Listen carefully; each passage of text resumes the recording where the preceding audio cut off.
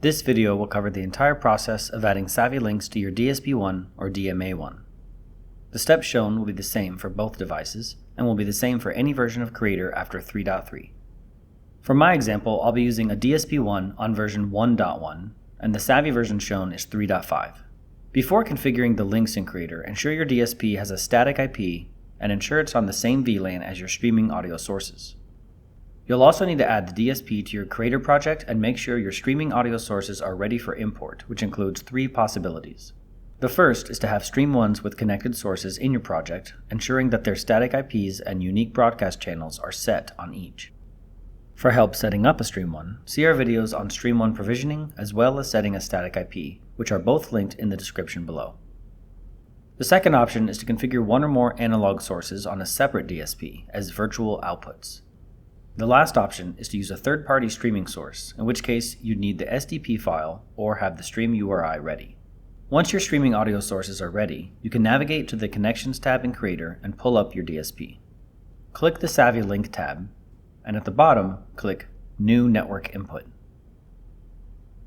After a moment, you should see all of your STREAM.Ones appear here, as well as your other DSP if you have one. For the STREAM.Ones, you can see the custom name as well as the IP address underneath. It's important to take note of which is which, since we'll need to choose the corresponding sources for each link after we close the modal. To help with this, the order you select the STREAM.Ones here will be the same order the links appear in Creator after I click OK. For the other DSP, selecting it will import all the virtual outs configured in that DSP. If your links didn't appear during the Discover process, or you're using a non-SAVI streaming source, you can click the Manual tab, give the stream a name, and enter an SDP file or stream URI and click OK. Now that the links are imported, the next step is to open the drop-down for each and choose the corresponding source. Failing to make a selection here means the audio source won't show up as an option in Facility View.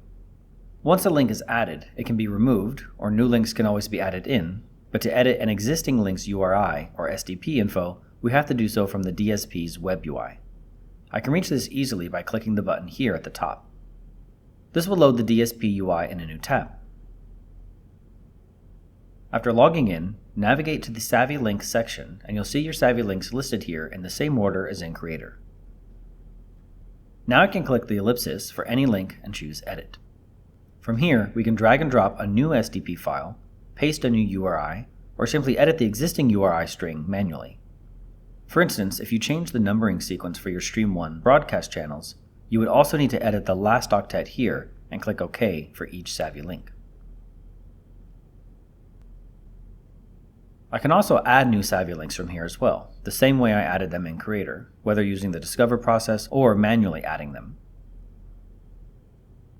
For sources intended to be played in mono, make sure you select one channel, or else 2 separate SAVI links will be created. Another thing to note about SAVI links is that when viewing them in the DSP, the live metering won't show live changes until the source is actually routed to an audio zone, whether it's done from here or in Facility View. You should be all set to use SAVI links in your project. Thanks for watching, and please subscribe for more SAVI training videos.